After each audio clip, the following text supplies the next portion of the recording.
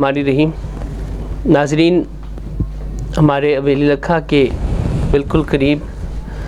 پاک پتن شریف کے ساتھ ہی کہہ لیں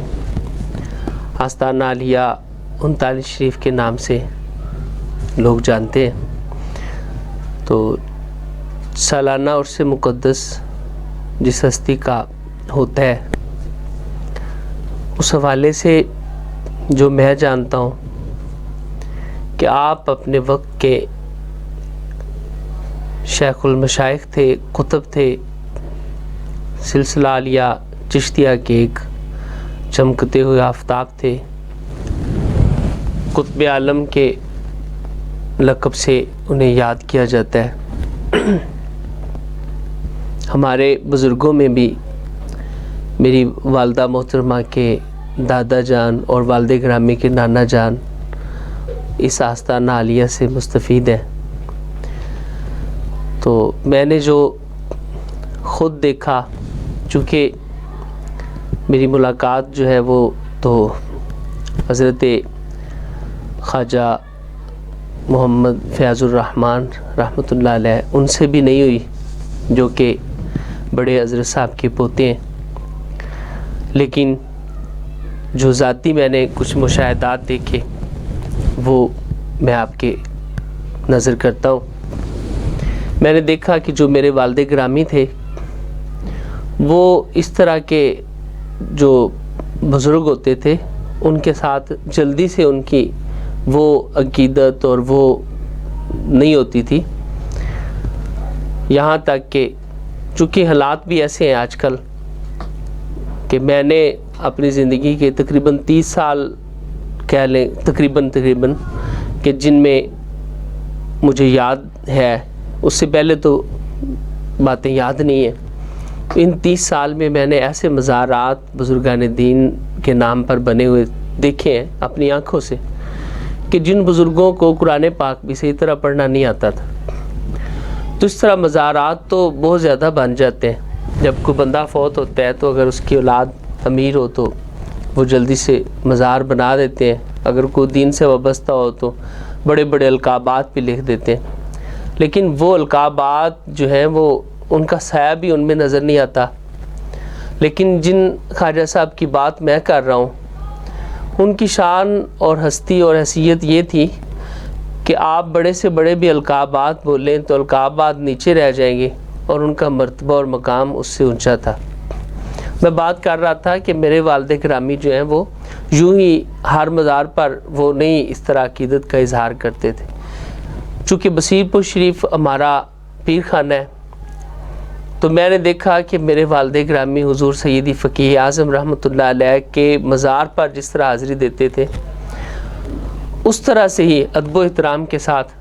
حضرت خواجہ قطب عالم کے مزار پر حاضری دیتے تھے۔ یہ بات میں نے اس لیے کی کہ وہ ایک مستند عالم دین تھے اور وہ ہر کسی کو نہیں مانتے تھے، تو چونکہ وہ ان کے قریب زمانے کے یا ان کے جو سامنے حاضر ہوتے تھے ان بزرگوں کا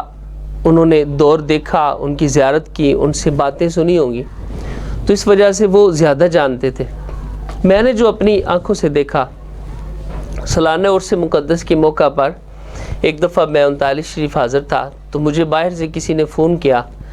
کہ میرا یہ مسئلہ ہے، یہ مشکل ہے، تو اگر یہ حل ہو جائے تو ہم انشاءاللہ تعالی آپ کو عمرے کے لیے بھیجیں گے۔ یہ 2011 کی بات۔ تو میں نے کہا کہ میں کیا کر سکتا ہوں، میرے تو ہے ہی کچھ نہیں، لیکن مجھے خیال آیا کہ میں قطب عالم کے مزار پر حاضر ہوں، میں اپنا جو ذاتی مشاہدہ ہے وہ پیش کر رہا ہوں۔ تو میں نے کہا کہ عرس مقدس پر حاضر ہوں، تو اللہ تعالیٰ کی بارگاہ سے بھی اور قطب عالم کے مزار اقدس پر بھی میں نے عرض کی کہ آپ کا جاتا کچھ نہیں اور مجھے حاضری کی سعادت مل جائے گی، تو آپ نگاہ کرم فرمائیں۔ تو اسی طرح سے ہی دعا کی، تیسرے دن ان کا مسئلہ حل ہو گیا اور ساتھ میں میرا بھی مسئلہ حل ہو گیا۔ تو یہ عرس مقدس کی برکات ہیں، یہ وہ ان کی کرامات ہیں کہ جو ان کے وصال سے تقریباً 100 سال کے قریب ہو چکے ہیں۔ تو اتنا عرصہ بعد ان کے عرس پر حاضر ہو کر ہم نے دیکھی اس کے علاوہ بھی بچپن میں جب ہم حاضری دیتے تھے تو بڑا ذوق ہوتا تھا، آج بھی ہے، لیکن بچپن کا ذوق کچھ خاص ہی ہوتا ہے اور بڑی عقیدت سے. وہاں پر ہر آستانے کا ایک الگ ہی ماحول ہے، کہہ لیں کہ ہر پھول کی الگ خوشبو ہوتی ہے. تو آستانہ عالیہ 39 شریف کی ایک الگ سے خوشبو ہے، ایک عجیب و غریب ذوق ہوتا ہے. اور ایسا منظر دیکھنے پہ میں آیا کہ وہاں ہر سلسلہ کے ساتھ جو وابستہ لوگ ہیں وہ فیض حاصل کرنے کی نیت سے حاضری دیتے ہیں. آپ کی جو میں نے کرامات بزرگوں سے سنی وہ بھی بے شمار ہے. جو میں نے اپنا مشاہدہ آپ کے سامنے رکھا وہ تو ہے ہی، اس کے علاوہ بھی بڑے بڑے جو بزرگ تھے، جو عمر رسیدہ تھے، انہوں نے بہت ساری باتیں سنائیں کہ بندے کو سمجھ آتی ہے کہ واقعی اولیاء اللہ جو ہیں وہ